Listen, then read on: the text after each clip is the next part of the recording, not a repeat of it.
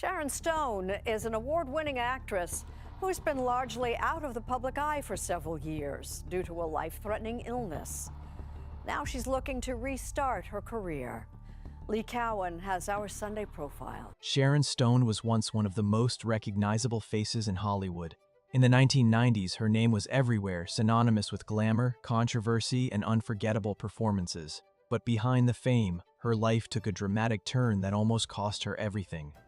A devastating stroke, financial betrayal, and the collapse of her marriage forced her into years of silence. Now at 66, she looks back and finally speaks about what really happened, the height of fame. By the mid-1990s, Sharon Stone had built a reputation that few actresses in Hollywood could rival. She was not just a movie star, she was a cultural phenomenon. After years of working her way through smaller roles, it was Paul Verhoeven's Basic Instinct in 1992 that changed everything. The thriller introduced the world to Catherine Trail, a character as intelligent as she was dangerous, and the performance catapulted Stone to international stardom. The now infamous interrogation scene became one of the most talked-about moments in cinema history, sparking debates on sexuality, power, and censorship. For Stone, it was both a triumph and a burden, an instant rise to the top, but one tied forever to a single provocative image. She did not stop there. In 1995, Martin Scorsese cast her in Casino opposite Robert De Niro and Joe Pesci. As Ginger McKenna, Stone delivered a performance that proved she was more than just a sex symbol. She played a woman consumed by ambition, addiction, and self-destruction, earning rave reviews and an Academy Award nomination for Best Actress. Critics praised her range, noting how she could shift from icy control to emotional collapse in a heartbeat.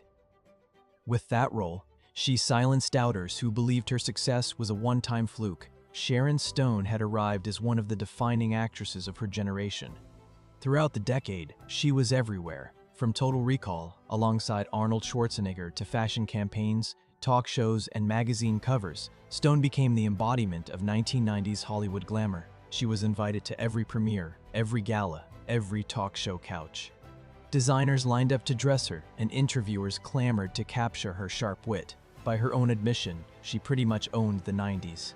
In those years, she was often mentioned in the same breath as Princess Diana, women who defined modern stardom in different arenas, but shared the burden of unrelenting public fascination. But with fame came scrutiny. Reporters dissected her every word and gesture. Rumors circulated about her personal life, her relationships, and her on-set demands. Hollywood, while fascinated by her allure, was also quick to judge her choices. Stone was navigating an industry notorious for discarding actresses once they aged out of 9 roles, and she knew that her time at the very top might be fleeting. The pressure to maintain her image, to balance artistry with marketability, was constant. What the world saw was the dazzling exterior, the red carpets, the film premieres, the aura of control. What they did not see was the mounting pressure beneath, the relentless spotlight that allowed no mistakes. Sharon Stone was playing a role larger than any she had on screen, the role of Sharon Stone, movie star. And though she carried it with style, no one could have predicted how abruptly it would all come crashing down. The stroke that changed everything. In September 2001, Sharon Stone's life collapsed in an instant. At the peak of her fame, when her career seemed unstoppable, she suffered a massive stroke that nearly killed her. The stroke was followed by a cerebral hemorrhage that lasted 9 days. She later admitted that in those terrifying moments, she realized just how close death was. Doctors gave her little chance of survival, and when she finally made it through, the road ahead was far from easy.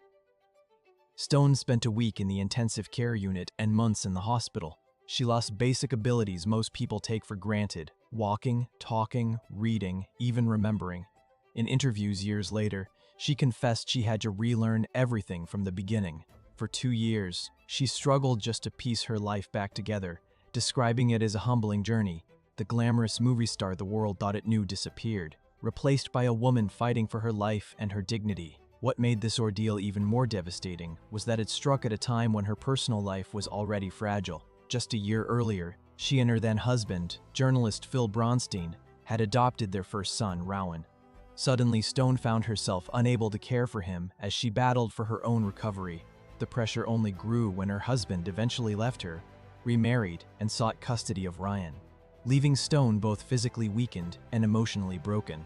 She later admitted she wasn't strong enough to fight in court. Still in the hospital, suffering from internal bleeding and seizures, she had no way to defend herself. For a woman who once seemed untouchable on the screen, this was a moment of complete vulnerability. Sharon Stone, one of Hollywood's brightest stars, was now facing a private tragedy that nearly destroyed her. Financial betrayal and isolation. As if the stroke and custody battle were not enough, Sharon Stone faced another crushing blow. Betrayal from those she trusted most. While she was fighting for her life, nearly $18 million of her savings vanished. Personal possessions were transferred away from her, and she was left in a state of near financial ruin. For someone who had been one of the highest-paid actresses of the 1990s, the loss was staggering. In her own words, she went from being one of the hottest stars in the world to someone who was, in Hollywood's eyes, damaged goods. The financial devastation forced her to remortgage her home and rebuild from scratch. She later admitted in interviews that she lost everything: her money, her career momentum, and her sense of security. In 2019, she compared her downfall to the collective grief felt when Princess Diana died. It was like Princess Diana and I were so famous, and then she died and I had a stroke and we were forgotten. Hollywood, known for its ruthless pace, moved on without her.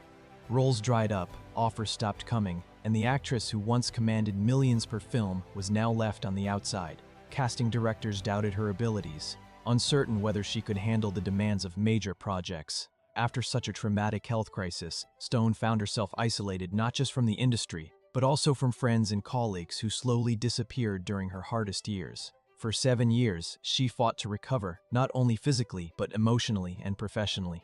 She described those years as some of the loneliest of her life, but within that isolation, she began to rebuild herself in small, steady ways.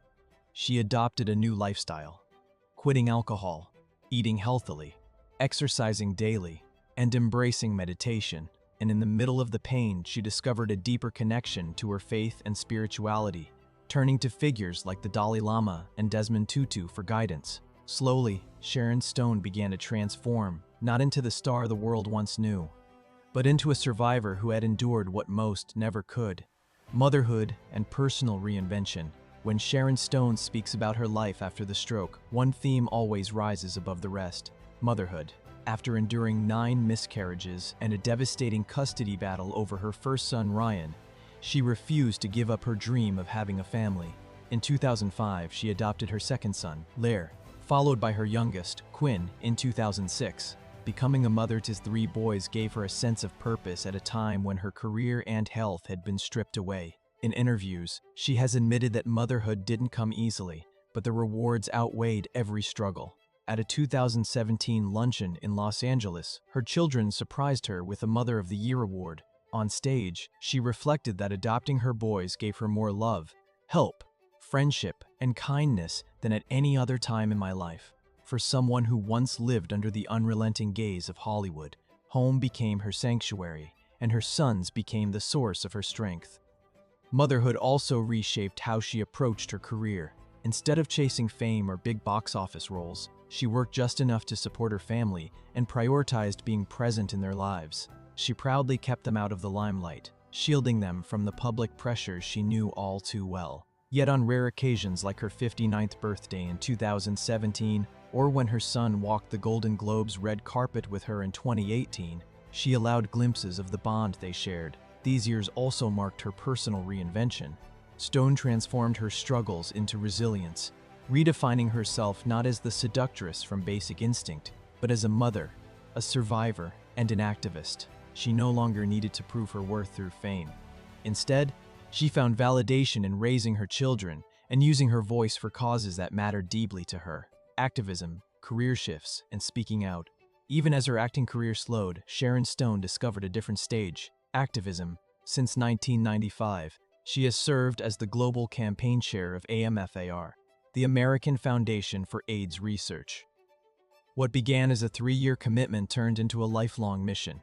She renewed her pledge in 1998, vowing to continue until a safe and effective AIDS vaccine was found. Over the decades, she has raised millions of dollars, hosted auctions at the Venice Film Festival, and in 2013 received the Peace Summit Award for her humanitarian work. One spontaneous fundraiser in Milan in 2015 resulted in enough pledges to build 28 schools in Africa, a moment that reflected both her influence and her determination to make a difference. Stone also became a powerful voice for women in Hollywood. Long before the Me Too movement gained momentum, she spoke openly about the inequities she faced. In 2015, she revealed that after Basic Instinct made her a global star, studio still refused to pay her fairly. She recalled sitting at her kitchen table with her manager in tears as she realized how little value the industry placed on her compared to her male co-stars. Later in conversations with Jane Fonda and Alfred Woodard, she addressed the double standards of aging in Hollywood and the impossible pressures to remain desirable. Despite the setbacks, Stone continued to find meaningful roles. She starred as the president in TNT's Agent X, a project she also executive produced. In 2017, she returned with Steven Soderbergh's innovative series Mosaic, playing Olivia Lake, a famous children's author entangled in a murder mystery.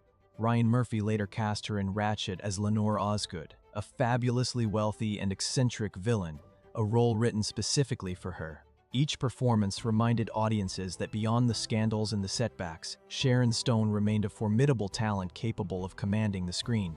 Her activism and career revival ran parallel to another milestone: the release of her 2021 memoir, The Beauty of Living Twice. In it, Stone reclaimed her narrative, writing with honesty about her stroke, her career, her battles in Hollywood, and the infamous Basic Instinct scene that defined and haunted her. For the first time, she revealed that she had not consented to the explicit nature of that scene, only realizing the truth when she saw the final cut in a room filled with men. "Since I'm the one with the vagina in question," she wrote bluntly. Let me say the other points of view are: it was not just a confession, but a declaration that she would no longer remain silent, return to the spotlight at 66. By the time Sharon Stone reached her mid-60s, many assumed her Hollywood story had already been written. But she was not finished. In 2023, she began to speak more openly about her past, her stroke, her financial losses, and the years she spent rebuilding. And in 2024, she returned to the big screen with a new kind of role: Lendina, an unhinged crime boss in Nobody 2, the sequel to Bob Odenkirk's unlikely assassin saga. For Stone, it was more than a performance. It was a declaration that she could still command attention, still embody power, and still surprise an audience that had underestimated her resilience. At the Los Angeles premiere in August 2024, all three of her sons, Ryan, Lair, and Quinn, stood proudly at her side. For Stone, this was the ultimate victory, not the applause of critics, but the visible proof that she had built the family she once feared she would never have. Soon after, she confirmed another major project, a role in the third season of HBO's Euphoria, proof that she continues to adapt to new generations of storytelling. Now at 66, Stone reflects on her survival with a candor that is both sobering and inspiring. She often jokes about having already died a couple of times, but behind the humor is a lifetime of tragedy and endurance. She admits she lost everything: her wealth, her marriage, her place in Hollywood. But she also found something greater: clarity about what truly matters. "I want to leave it on the screen because it lasts forever," she explained in a recent interview. No longer chasing the glamour of the 1990s, she has chosen instead to embrace roles and causes that define her legacy on her own terms. Her story is no longer just about the sex symbol of Basic Instinct. It is about a woman who nearly lost her life, who was betrayed and forgotten, and who found a way to rise again. Sharon Stone has turned pain into resilience and silence into truth. And in doing so, she has proven that even in an industry built on illusions, there is power in honesty and in survival. Sharon Stone's journey is one of tragedy, strength, and reinvention. She has lost everything and fought her way back, not once, but many times. Now, as she stands proud at 66, her legacy carries a weight that goes far beyond her movies. What do you remember most about Sharon Stone? Her unforgettable roles or the battles she fought behind the scenes? Share your thoughts below, and don't forget to like and subscribe for more stories like this.